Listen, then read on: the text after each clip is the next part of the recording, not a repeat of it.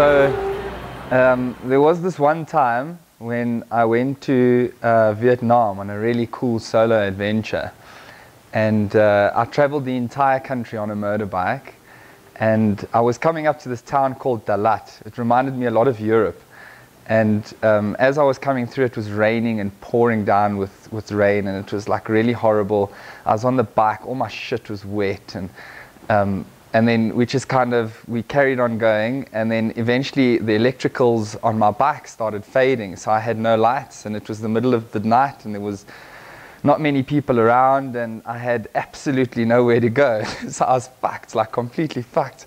And then eventually I had to, in my poured state of rain and everything around me, I had to go knock on someone's door and ask them whether I could stay there and whether they'd feed me. So they agreed. They opened their doors.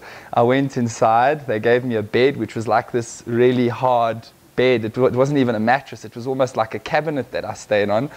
And then they gave me dinner. And then I ate dinner, and they saw me there, like asking all the time what I was eating, because it tasted so strange. I had no idea, and they kept on laughing. This family, it was the mom and the dad and the two sons, and the two sons were quite young, and they were all eating the food like it was normal. I was sitting there like cringing, trying to eat all the stuff and get it down my throat. And eventually, after having like these conversations over Google Translate on my phone, I'd figured out that what I'd eaten was a dog.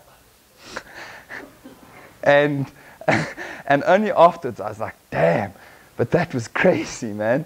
And I had no idea that I'd eaten it. It was quite tough and chewy, and it was very rich in texture, and it tasted like nothing I'd ever eaten before. The next morning I'd gotten up, bid them farewell, and off I went on my way. I continued my journey.